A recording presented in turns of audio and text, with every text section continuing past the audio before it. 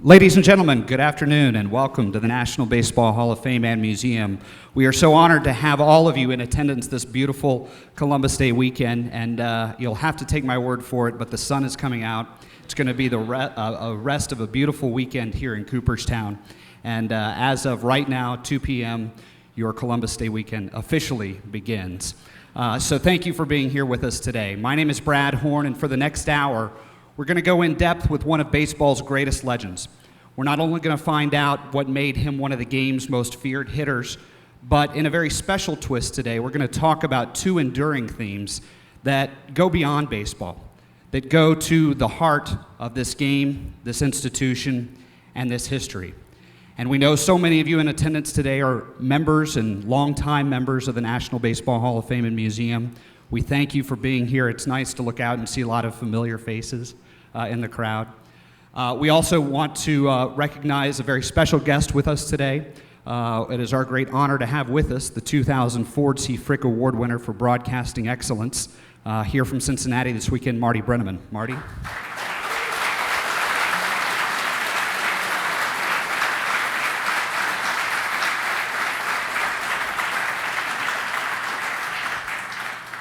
And for those of you that don't know him, he is our Hall of Fame president and one of the game's greatest gentlemen, Jeff Idelson, also in attendance.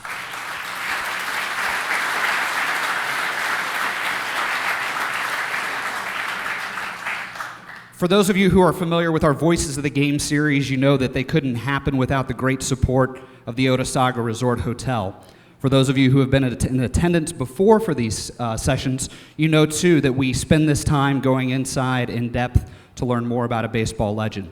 Many of you may have seen Harmon here before today, but during this next hour we're going to go inside those themes to look more and look beyond, to find out why certain qualities of the game really matter.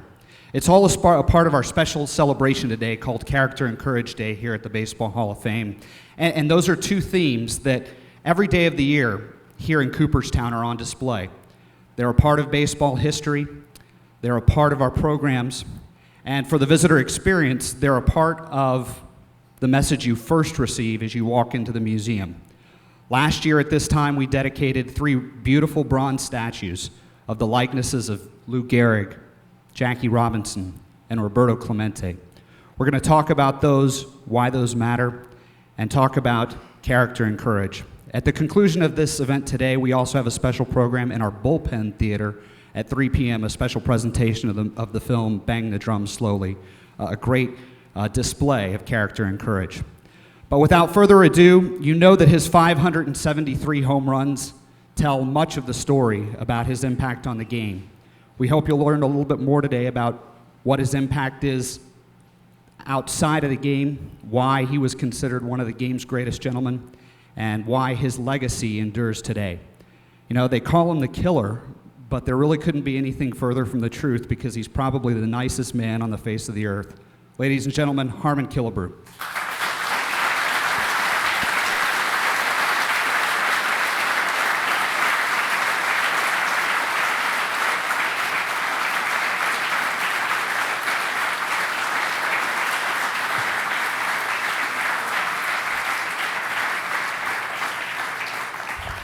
Well, thank you, Brad. Thanks for that great introduction.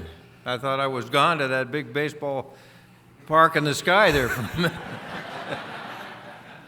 Well, everything that we say and do here is the truth. So I hope that I wasn't sending you on to the ultimate destination, but giving you your proper, appropriate intro. Thank you. Well, Harmon, obviously we are here at the most wonderful time of the year in Cooperstown. The leaves are changing, fall is in the air. Postseason baseball's being played, and I have to start just with a little bit of the heartbreak last night in the Bronx. Well, that game last night was a tough one for our ball club. I thought they haven't played very well in Yankee Stadium this year at all, and they've taken some leads into late innings in other games, and I thought this was the night they were going to beat the Yankees, but that's baseball, and Twins are down 0-2, and hopefully they can come back when they get to the friendly confines of the Metrodome. We'll see. Well, that Game 3, of course, tomorrow night. 35 times since divisional play began in 1999, a team has found itself down 0-2. On 4 occasions, teams have rallied. I'm right there with you, pulling the team that they can be the 5th. Do you think they can do it? Well, I think they can do it. I've seen them here late in the season. They've come out of nowhere and came back to win their division and then to beat the Tigers. So I think that it just it shows the kind of courage and character the Minnesota Twins have. They have a great organization. And to me, they're the best ball club or best organization in baseball. Well, also some breaking news from baseball today. The Phillies and Rockies game has been postponed due to snow tonight. Game 3 will be played tomorrow night at 10 Eastern, 8 Mountain Time. Harmon, if the Twins were outside this year? They probably wouldn't have played the last 2 games in the Minnesota ballpark because that's going to be a totally outdoor ballpark next year. If they were playing in that one, I don't think they could have played. And I understand there's snow in Minnesota as well. So at least we know this playoff game will be played against the Yankees tomorrow. Absolutely, and hopefully a Minnesota victory. Harmon, before we talk They about... got a lot of Yankee fans in here, you know, Brad. Oh.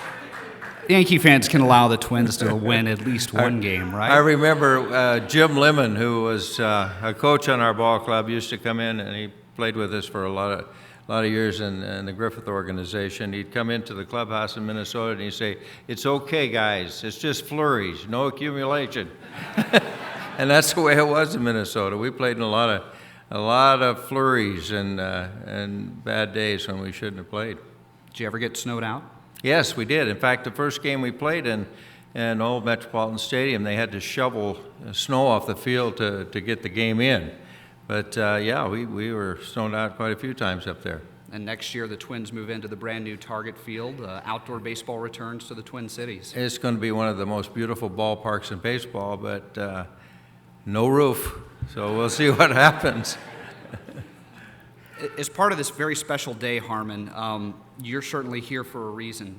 When the terms character and courage are bandied about, when you look across the roster of all who have played the game, there's probably not a better representative out there for a lot of people than Harmon Killebrew when they talk about character. Can you discuss why character matters and why in baseball character is discussed often? Well, I think when you talk about the Hall of Fame, not only does it encompass your baseball statistics and that part of it, but there's the other part of the Hall of Fame. Courage and character, as you say, Brad, are very important, not only to entrance to the Hall of Fame, but also for what you do in life, how you succeed and how you live your life, and how you get to the point where you possibly are eligible to enter the Hall of Fame. So I think that's a big part of all the players that are enshrined here in this beautiful museum. And of course, you earned your rightful place in 1984. Talk about your life as a Hall of Famer and what that has meant to you. Well, I remember when Jack Lang, who was the baseball writer, head of the Baseball Writers Association, called me and he said, "You've just been elected to the Baseball Hall of Fame," he said, and your life is never going to be the same from this moment on. And at the time he said it, I didn't really realize what he meant, and I think maybe Marty will agree that when they put that HOF behind your name, it seems to change everything. You're still the same person, but it means a great deal not only to the player but to other people as they look at you. And absolutely, Harmon, character being a central focus of the Hall of Fame voting. Character, sportsmanship, and integrity are 3 of the main qualifications it takes to earn election to the Hall of Fame, along with your record and the contributions on those teams which you played. I think that some of the players that haven't entered the Hall of Fame and that do have statistics that maybe would put them here and that they haven't been elected to the Hall of Fame is probably, those are some of the qualities and reasons they're not here. And there's a second part of today, obviously, Harmon, courage. When you think about courage, what types of stories or types of feelings does that evoke? Well, I was out to Cooperstown Middle School yesterday, and I was telling the kids about Jim Cott, who, in my mind, maybe one day will be here in the Hall of Fame. I played a lot of years with Jim Cott, and he certainly had a lot of courage and heart to play the game of baseball. I played 25 years, and we were playing. I believe it was the Orioles we were playing against. And I'm not sure that that's correct, but I was playing first base, and Jim won 16 Gold Gloves as a major league pitcher, and a great fielding pitcher. And there was a line drive, one hopper that scooted on the grass and hit him in the mouth. And there was 2 outs in the inning. The ball ricocheted over to Rich Rollins at third base, who threw the ball to me at first. And as I always did after 2 outs in the inning, I looked at the ball to see if it had scuff marks on it and whether it should be left in the game. And it had Jim Cott's teeth sticking in the ball. And I gave Jim the ball, which he still has, I'm sure. And that to me was a real good example of courage, because he pitched his next turn. He had oral surgery and still was able to pitch. And a lot of players with lesser courage probably wouldn't have played for a month or so after that happened to them, but not Jim Cott. Another a great example of the type of courage. This man is not in our Hall of Fame, but he's in the Japanese Hall of Fame, and I've become real good friends with him. Is Sadaharu Oh, a great home run hitter in Japan.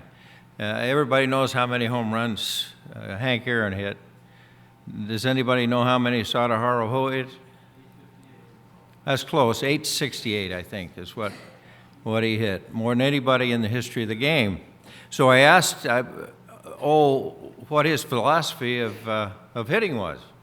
And here's what he said. He said, eat, drink, shreep, he said shreep, shreep, and practice. He told me that he took his bat home after every game and swung it 1,000 times if he went 0 for 4 or 4 for 4. And to me, that's an outstanding characteristic of a great player. I was talking to someone who played for Sadaharu Oh in Japan, and he did a demonstration. He got all of his players. I think he took him to his home, and he put a lemon on a string, stood up with a samurai sword, and on one leg held it for 30 minutes before he moved, and then took a swing and sliced the lemon in two. Quite a demonstration of character and excellence. You mentioned some great names, obviously some great stories, Harmon. Aside from yourself, were there individuals that stood out for that you played against that represented those themes of character and courage for the way they approached the game? Well, of course, I have to mention, to me, the greatest third baseman that I've ever seen, maybe in my book, the greatest third baseman of all time, Brooks Robinson.